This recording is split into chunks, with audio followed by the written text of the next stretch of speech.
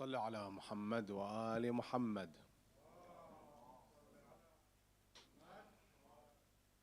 أعوذ بالله السميع العليم من الشيطان اللعين الرجيم. بسم الله الرحمن الرحيم. ولا حول ولا قوة إلا بالله العلي العظيم. اللهم صل على محمد سيد المرسلين وخاتم النبيين وحجة رب العالمين المنتجب في الميثاق المصطفى في الضلال المطهر من كل آفة البرية من كل عيب المؤمل للنجاة المرتجى للشفاعة المفوض إليه دين الله. عن الإمام الصادق عليه أفضل الصلاة والسلام أنه قال: إن لله حرما وهو مكة، ولرسول الله حرما وهو المدينة، ولأمير المؤمنين عليه الصلاة والسلام حرما وهو الكوفة، ولنا حرما وهو قم، وستدفن فيه امرأة من ولدي تسمى فاطمة، من زارها عارفا بحقها وجبت له الجنة. أسعد الله أيامنا وأيامكم بمولد السيدة الجليلة فاطمة المعصومة سلام الله عليها، ورزقنا الله وإياكم في الدنيا زيارتها وفي الآخرة شفاعتها ببركة الصلاة على محمد وآل محمد.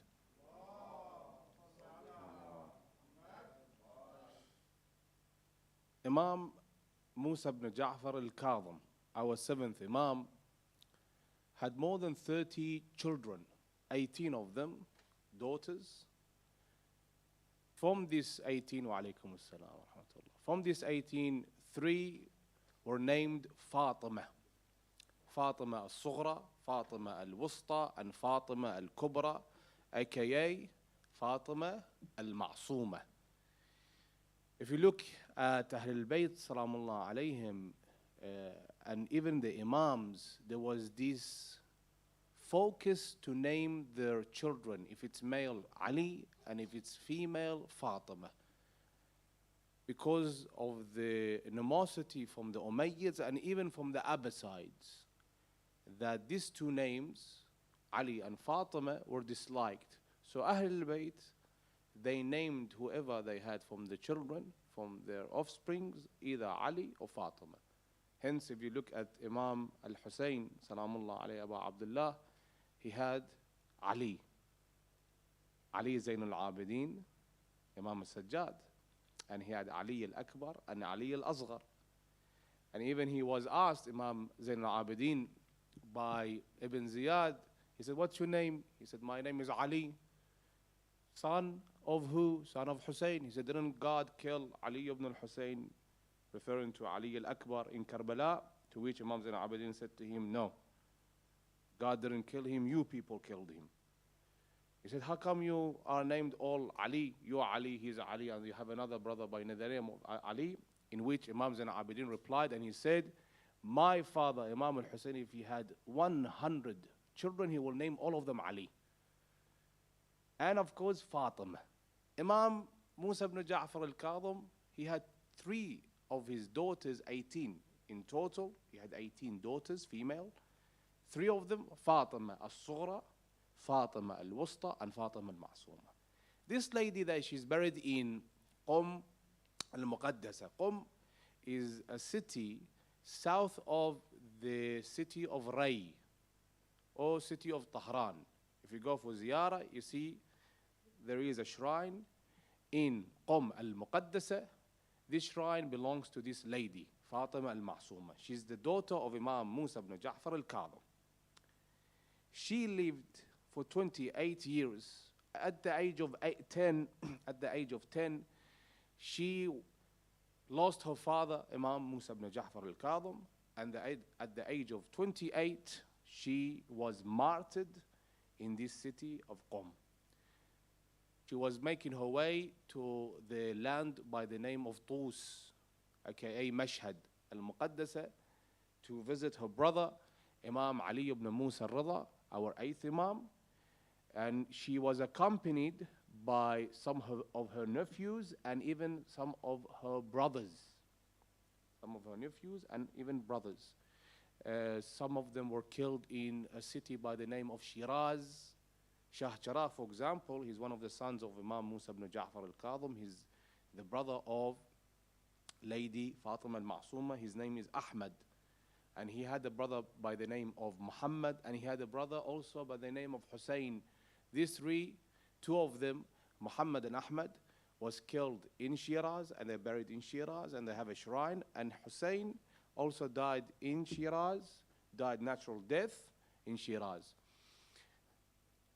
She was in Qom for 17 days until her death, where she was martyred. She was killed by poison by Ma'mun al-Abbasi, and then later on she was buried in Qom al-Muqaddasa. This is a very brief biography of this lady. You can't find that much more of this lady. There's not much more. If you look at in the books of history, there might be 1.5 pages and that's it. Just mentioning of who she is, her father. She is the daughter of a Masoom, daughter of an Imam. She's the sister of Imam, and she is the auntie of an Imam. So she's the daughter of Imam Musa ibn Ja'far al-Kadhim. She's the sister of Imam Ali ibn Musa al-Radha, and her nephew is Imam al-Jawad alayhi afdalus salati wassalam. Rarely you find an individual that three of the Imams, they mention of the merit of this lady's ziyarah. When it comes to Imam al-Sadiq, Imam al-Sadiq, her grandfather, mentions this. He says, "Inna lillahi haraman wa huwa Makkah." For Allah subhanahu wa ta'ala, there is a house, a haram, a shrine, if you may. Shrine is where you go visit, or a house that you say this is Baytullah, and that's Makkah al-Mukarramah. And then, where لرسول الله حرما, and for Rasulullah there is also a haram, and that is what? Medina al-Munawwara. Medina al-Munawwara, if you go inshallah for Umrah or for Hajj to Hijaz, we call it Hijaz, we don't call it Saudi Arabia, we call it Hijaz. Yes? If you go to Hijaz for Umrah or Hajj, for pilgrimage, you go to Mecca al-Mukarramah, al-Muqaddasa.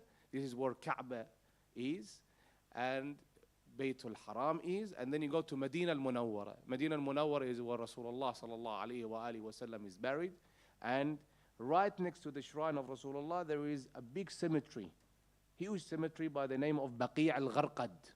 Four of our Imams are buried there. Imam Hassan al-Mujtaba Karim Ahl al-Bayt, Imam Ali ibn al-Hussein Zain al-Abidin, Imam al-Baqir, and Imam al-Sadiq. And also there are others from the companions, from the wives of the Prophet, from the mother of Imam Amir al-Mu'minin Fatima bint Asad, and other people. There are many buried in where? Baqi' al-Gharqad. And then the Imam says, وَلَا أَمِيرَ الْمُؤْمِنِينَ حَرَمًا وَهُوَ الْكُوفَةِ. And for Imam Ali ibn Abi Talib, there is also a haram that is Kufa, where Imam Amir al-Mu'minin now is buried. وَلَنَا حَرَمًا. And for us, Ahl al-Bayt, there is a haram, and that's Qom. وَلَنَا حَرَمًا وَهُوَ قُم. وستدفن فيها امرأة من ولدي تسمى فاطمة من زارها عارفا بحقها. Keep that in mind. عارفا بحقها وجبت له الجنة. We're coming back what that means, عارفا بحقها. And then there is another hadith from Imam al-Radha. I said her grandfather, and then you jump to her brother. There is no hadith from her father in regards to the ziyarah for this lady. We're talking about the ziyarah. Ziyarah meaning the visitation. You go to ziyarah of this lady. There is a hadith from Imam Ali ibn Musa al-Radha. Imam al-Radha is our 8th Imam. He's buried in Mashhad al-Muqaddasa. Imam al-Radha also mentions a hadith. He says, "Man zaraha falahul jannah." And then there is a hadith from Imam al-Jawad. Imam al-Jawad is Lady Fatima Masooma's nephew, where he says, "Man zara qabra ammati, man zara qabra ammati biqom falahu al-jannah." Let's go back to that first hadith. من زارها عارفا بحقها. عارفا بحقها. Because today, if you look at majority of the people when they go to the ziyarah, it's about this. I take a selfie with the haram. I go buy some souvenirs. Yes. I, upload some pictures on Instagram or on my Facebook page. hence Facebook page these days is only for the really adults, very old people. But when it comes to Instagram, we are most likely on Instagram. So you see this in the haram. You see people taking a selfie with a tomb, with the dharih of Wali Allah, or with the dharih of the Imam. For them, it's like visiting a museum.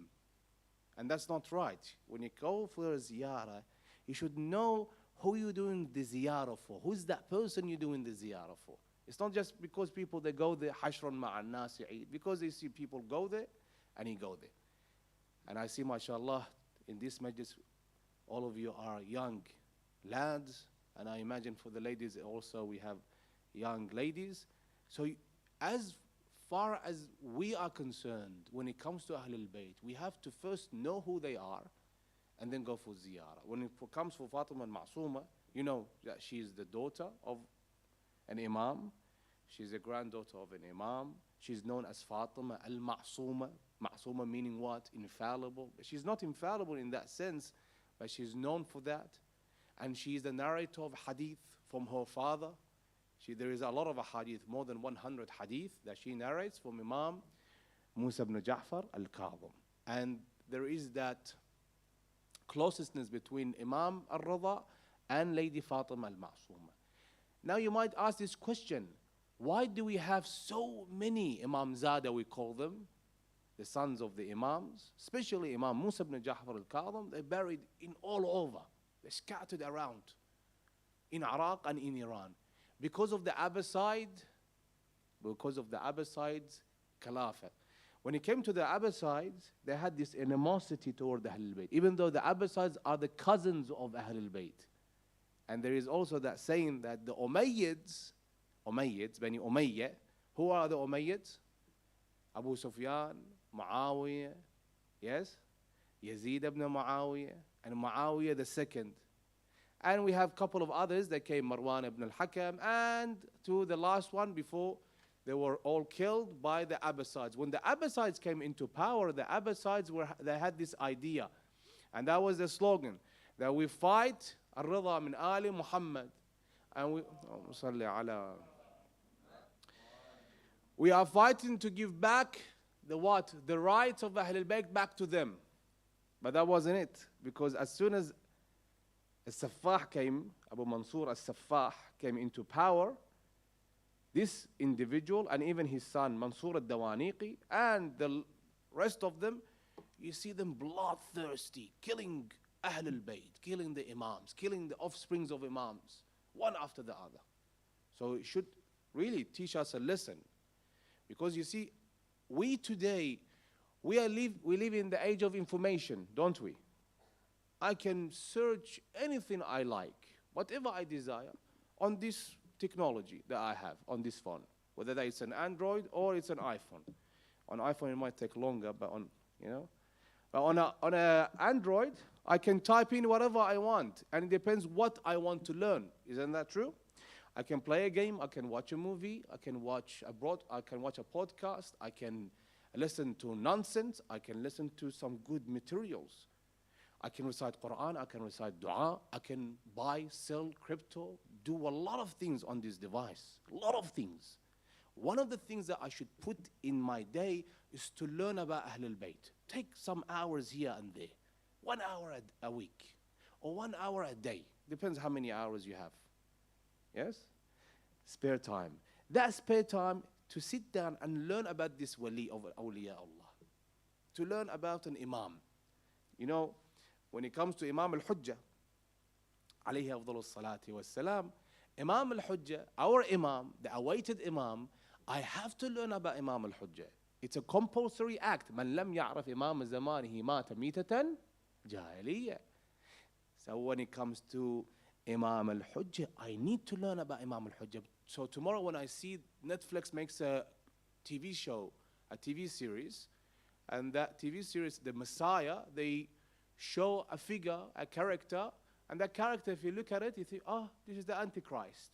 Many people, they don't understand. They can't add one to one and to say, this is what this means.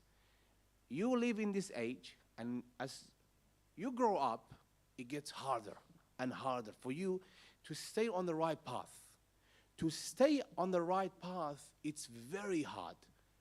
To believe in God the Almighty in the first stage, that's very easy. But to stay on the right path and to continue on the right path, it's very hard. That's why you see one of the ad'iyah of Lady Fatima al-Masooma salamullahi alayha is this: Allahumma inni as'aluka an takhtima li bis-sa'adah. What does that mean? What does it mean? Who here can explain what this dua, this brief dua means? Allahumma inni as'aluka an takhtima li bis-sa'adah. Shaykhna? Do you know? Happiness? Happiness, is it? Or just to sign off on the right path? That's what it means, yes? That sa'ada is not just, it's not happiness. It means that I end my journey in this life on the right path. You know how many people they started right, and when it came to the last moment, what happened to them? They, went to the wrong path. We have many of them in history. Many examples. Barsis al-Abid, for example. Bal'am ibn Ba'ura. In Surah Al-A'raf, Allah tells us the story of Barsis al-Abid. Yes? Barsis al-Abid, just listen to this. He worshipped God the Almighty for 70 years. How many years? 70 years. So that's me and a couple of other of you, Shabab. All together, we become 70 years of age. On the last moment, he was about to be hanged for his crimes. Shaitan came to him. He said to him, I'm Shaitan. I'm Iblis al-Abalisa. Do you want to be rescued? He said, yes. He said, bow down before me. Prostrate before me. He said, how? I'm tied up. I'm about to be executed. I can't. He said, just blink. And that is your prostration before me. Last moment, he blinked. I think this is a prostration before. And he died. Abid, a worshipper of Shaitan. 70 years is worshipping God the Almighty. But the last minute, the last second, he closed and opened his eyes. That's it. I'm worshipping you. Who? Shaitan, Iblis al-Abalis. Allah in the Quran al-Karim, Allah describes him as a dog. A dog, kalb. Allah says, it's like a kalb. إن تحمل عليه يلهث أو تتركه يلهث. This is what? So starting on a right path is not something you might think, this is it. I started on the right path. Continuing on the right path and ending your journey on the right path, that means you sign off on the right path. This is where it's very important. That's why the Sayyida, Lady Fatima al-Masooma says, Allahumma inni as'aluka an takhtima li bis-sa'adah. There's another dua from Imam al-Sadiq. He says, this is dua from the Prophet. The Prophet said, in the end of time, this is the end of time, the major occultation. You know the major occultation now? The major occultation is where we're living right now. Ghaybat al-Kubra. The Imam al-Sadiq, our sixth Imam. So how many Imams do we have? 12 Imams? Yes? 14 Ma'soomin. Imam al-Sadiq says that recite this dua, Ya Allahu, Ya Rahmanu, Ya Rahim. What does he say? What comes after that? Ya Muqallib al-Qulub, Thabbit Qalbi ala Dinak. So the Imam says, recite this dua anytime you can. During your salat, in your qunut, recite it. After salah, recite it. Before you go to sleep, recite it. So this is a dua that you recite in the end of time. Why? They asked the Imam. He said, because a lot of people, they start great, but they end up going downhill. They change. Why? Because of there is so many materials out there that changes their path. But as a young community you have today here, you should come up and say, what do I do to safeguard myself? Last Jum'ah, when I was in Al-Mahdi Mosque, one of the Shabab, one of the youngsters, he asked me, Sayyid, I come for Salat al-Jum'ah, I come for Dua al-Kumail, I do this, I do that. And sometimes when I go into haram, I just fall into haram. I can't hold on to myself. I do this and that. I said, don't tell me what you do, but why do you think that is? Why do you think so many people, they come to the mosque, they recite Dua al-Kumayn, they come to Salat al-Jum'ah, they recite Dua al-Nudba, they do Ghusl al-Jum'ah, they're very religious, but when haram comes, they fall into haram. Why is it? Who here can tell me? Why do we sin? It's because of the pleasure of the sin? So why do we sin? Desires? Ahsant. And because sin itself, what does shaitan do with the sin? How does he portray it before us? Makes it look good. Ahsant. And this is in Quran al-Kareem. What's the ayah in the Quran al-Kareem? زَيَّنَ لَهُمُ الشَّيْطَانُ أَعْمَالَهُم. Shaitan comes and decorates this sin. But if you look at the reality of it, it's disgusting. Smells bad. For example, one of the sins that is lying, kadhib. You don't smell the mouth of a liar, but the malaika, they smell it. So as soon as you lie, the malaika, they fly away. They say, I don't want to be near this individual because of the stench that's coming out of his mouth. It's not that because he hasn't brushed his teeth. It's because of the sin that he's sinning. When it comes to haram, you might think haram food. You might think this is a delicious food, has all these herbs, marinated. MashaAllah, let me sit down and have this chicken from Nando's. For example, I like chicken from Nando's if it's halal. They have the best chicken, Nando's. But I sit down, it's halal. I have that taste. I say, yes, because it's halal, it's halal. It has that beautiful taste, beautiful aroma. If it's haram, it stinks. And the haram has an effect on an individual. Understand? So, see the decoration here? This is the decoration for the birthday of this lady, salamullah alayha. That's what shaitan does. Shaitan takes a sin and decorates it for you. What did he do with our father? Our father is my father, your father, by the name of Adam. What did he do with Adam? He came to Adam, he said to Adam, eat from that tree. The Christians say it was apple tree. We don't know, it might be apple, might be orange or pear, God knows what it was. But in a way, whatever the tree was, or it might be lemonade. So whatever the tree was, he came to Adam. Adam refused because he said, no, God told me not to eat from that tree. He went to who? He changed. He said, I can't break Adam. Let me go to Eve. Eve is Hawa. Hawa, when he went to Hawa, he changed his story. He said, listen, you want to stay here? You want to be here forever? أدلكم على شجرة الخلد. شجرة الخلد means what? A tree of immortality. You eat from it, you're going to stay here. And God doesn't want you to eat from it because he wants to kick you out. So, what did Shaitan do? Illustrated for them this sin, it's haram, but beautiful. So Eve came to Adam and the rest became history. And we are now here. And some people, they blame whom? Our mother, Eve, for these. It's not her to blame, it's to blame Shaitan, Iblis al-Abalisa.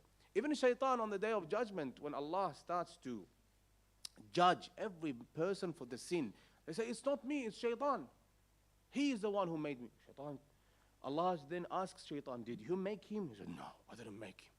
I just told him this is a sin. That's why one of the ulama, this is a beautiful story, he saw Shaitan in his dream. Shaitan is Iblis, Lucifer, whatever you want to call him. He saw Shaitan, Iblis, in his dream. He had different strings, ropes, chains, and he was pulling on them. He said to this Shaitan, what are those chains and ropes and strings? What do you do with them? He said, everyone is different. Some people, they need a chain for me to pull it, for them to come toward me. Some people, they need what? A rope. And there are different colors. Everyone is different. Some people, they fall into haram when it is involving a woman. They want, woman. The womanizers. Some people, nastajiru billah, power. Some people, wealth. Some people, drugs. Everyone. Some people, fame. Everyone is different. He said, why is it different colors? He said, everyone is different. He said, what about the strings? There are small khayt, strings that you pull. He said, well, these are the weaker people. He said, what about fulan and fulan? He said, listen, some of the individuals are so weak, as soon as I do this to them, they run toward me. I don't need any chains or any ropes or any string. As soon as I do this, what does that mean? One text message, one, notification that comes up. This is what shaitan does. So what do you do with that? This was my reply to this young man, going back to the young man, and you are all young here, alhamdulillah. You have to have a jawshan on. What's a jawshan? We recite a dua in the month of Ramadan, dua jawshan al-kabir. Jawshan, the literal meaning of jawshan is what? A body armor. Have you played Call of Duty? Yeah? What do they wear when they go into the battle? The soldiers. Body armor. Have you played Halo? The Xbox game. Any battle game, what do they wear? A body armor. And sometimes some games that give you a stronger body armor for you. It doesn't pierce your body. What doesn't pierce your body? The bullets or the arrows. Yes? If the body armor, and you don't see that body armor, it's a spirit armor. It's your ruh. You need that. It comes from dua. It comes from salat. It comes from recitation of Quran. What do you do with that? You wear it and you have layers and layers on it. So whoever shoots you, and that's shaitan, he's shooting arrows at you. He's shooting one arrow. That's why it's haram to look at na mahram, means a woman that it's not related to you. It's haram to look at her. The first look, well, it's an accident look, they say. The second look, it's where shaitan shoots an arrow into your heart. And that arrow is haram. Allah has put forward for you halal. But what do you run into haram? Why?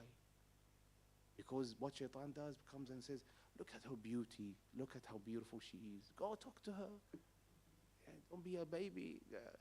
And sometimes you have a wingman right next to you.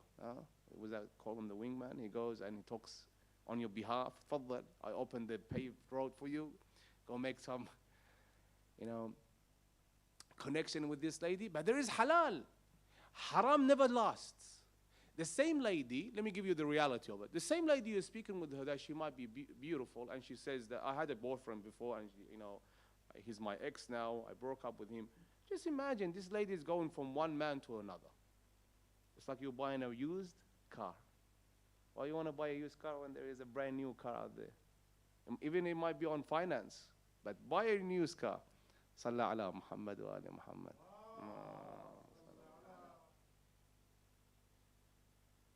Starting on the right path and continuing on the right path. Open your eyes. Always be on alert. Who drives here? By show of hand. Yeah. Do you drive blindfolded? Yeah? Can you drive blindfolded? No. Why not? I was driving from Campbelltown to here. I have to open my eyes all the way. Open my eyes. I can't open, Netflix or whatever on my phone and watch that and just go, oh, you know what? I'm just going to watch the TV show or whatever. I don't have Netflix. I'm just giving an example. I don't do that because I have to be always on alert. Why? Because there's cars coming. There's an intersection. There's red lights. There is cameras. Life is like that. You have to be always on alert. Always. Always you have to be checking the mirrors. Always you have to be checking who's going to come and suddenly crash you. Just coming here, I was driving 120. Don't tell anyone.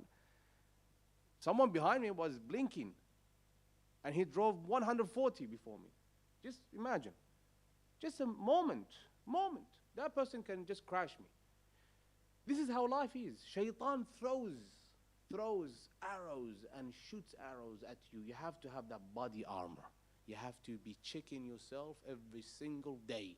Before you go out, you recite 10 times Surah Al-Ikhlas. Imam As-Sadiq says that the Prophet ﷺ says whoever recites 10 times Surah Al-Ikhlas, قُلْ هُوَ اللَّهُ أَحَدٌ, before leaving their house, Allah safeguards them.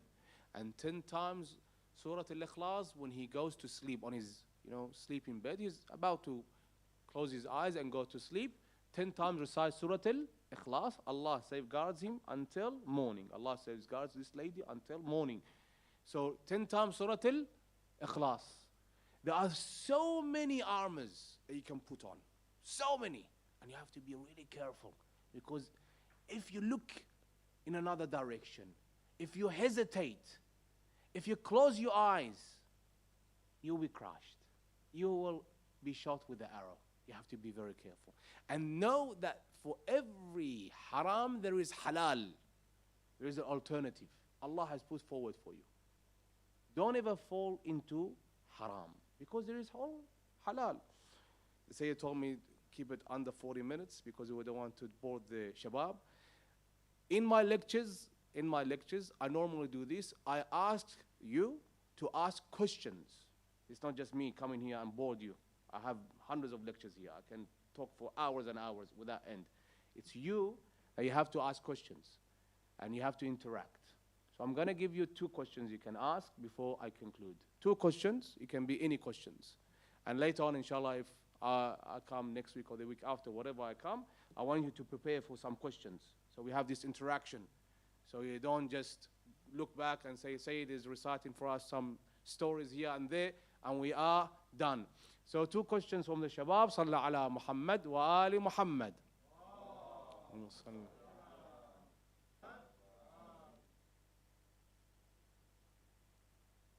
تفضلوا.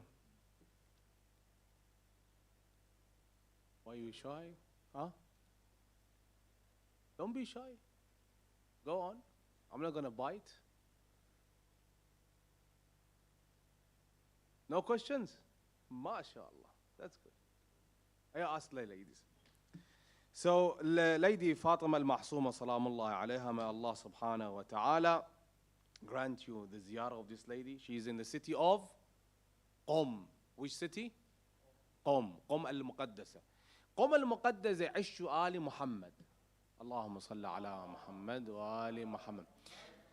And it says, if the world is unsafe, go to Qom. It's the only safe place on earth. So that's why you see a lot of people buying properties there. So if you have some money, go buy some properties there. Qom is the only safe place. And we have a hadith that Imam al-Hujjah, alayhi afdalu salatu wassalam, wa ajjal Allah ta'ala farajahu sharif, rises from 2 places. One from Mecca and the other from Qom al-Muqaddasa. Tfadal, Sayyidina. They're sending it now. So Shabab, no questions from you? Yeah, go on, Sayyidina.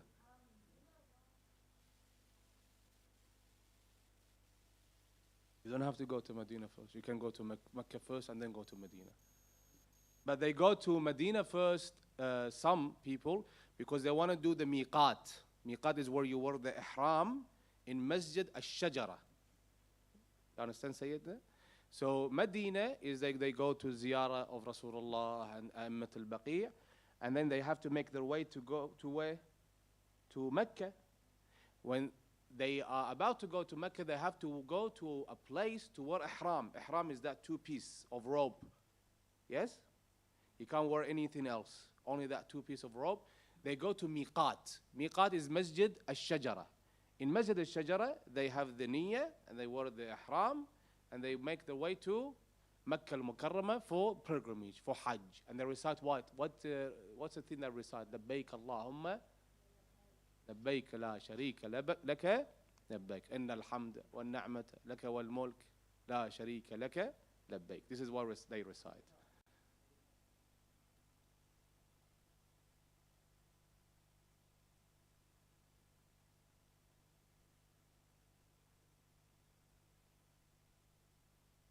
No.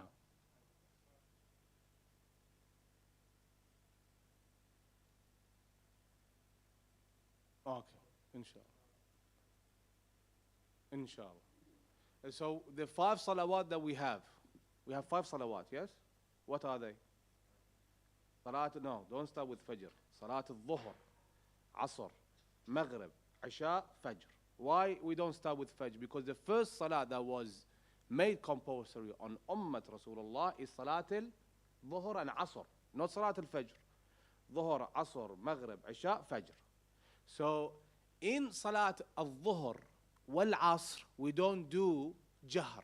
Jahr means I recite loud. When I say loud, I tell this all the time to my students and the people I teach this. It's not that me screaming. Jahr is not that. Jahr is that I can hear myself. Bismillah ar-Rahman ar-Rahim. Alhamdulillah Rabbil Alameen. Ar-Rahman Ar-Rahim, like that. You understand? I can hear myself. Ikhfa is what? In Salat al-Dhuhr and Asr, it's ikhfa. So I say, Allahu Akbar, Bismillah ar-Rahman ar-Rahim. Why only in the Bismillah I recite? وَالْجَهْرُ بِبِسْمِ اللَّهِ الرَّحْمَنِ الرَّحِيمِ. We Shia, we recite the Bismillah ar-Rahman ar-Rahim, the Basmala, loudly. Now other school of thought, they don't do that. They go, Allahu Akbar, Alhamdulillahi Rabbil Alameen. Did you hear me saying Bismillah? No. That's how the other school is. But we are Shia. In Salat Maghrib, Isha, and Salat al-Subh, these three Salat, I recite what? Jahar. Loud, that I can hear myself. So when I say Allahu Akbar, and this is a compulsory act, that you have to do it, but not too loud that the neighbor hears you. No, it has to be loud to the sense I said that you can hear yourself. In the surah, in the first surah, Surah Al-Hamd, and the surah after that, in the ruku', sujood, and then when it comes to the third rak'ah and the fourth rak'ah, the tasbihat al-arba'a, subhanallah walhamdulillah wa la ilaha illallah wallahu akbar. Do I recite that loud or ikhfa? Ikhfa. But the rest of it has to be loud, that I can hear myself. You understand, Shabab? Inshallah, that's clear. Yes, Shaykh Sayyid. Yes, Lady Fatima al-Masooma, at the age of 10, Imam Musa ibn Ja'far al-Kadhim alayhi afdhalu salati was salam, was martyred. And after that, 18 years, she lived with her brother and brothers. Of course, she had many for 18 years. And at the age of 28, Ma'mun al-Abbasi, Ra'natullah alayh, dassa laha sum. That means he gave her poison. They sent to her poison, and she was martyred. And where she was buried is in Qom al-Muqaddasa. Inshallah, next time I come, you're preparing some questions. That's my homework for you, inshallah. So I can see that there is some interaction from you. Yes? بسم الله الرحمن الرحيم. اللهم كل وليك الحجة ابن الحسن صلواتك عليه وعلى آبائه في هذه الساعة وفي كل ساعة وليا وحافظا وقائدا وناصرا ودليلا وعينا حتى تسكنه أرضك طوعا وتمتعه فيها طويلا يا رب الحسين بحق الحسين اشف صدر الحسين بظهور الحجة يا الله يا رحمن يا رحيم يا مقلب القلوب ثبت قلبي على دينك اللهم عجل لوليك الفرج اللهم عجل فرجه سهل مخرجه اجعلنا من أنصاره وأعوانه يا رب العالمين اللهم اجعل عواقب أمورنا خيرا اللهم لا تكلنا إلى أنفسنا طرفة عين أبدا. الفاتحة.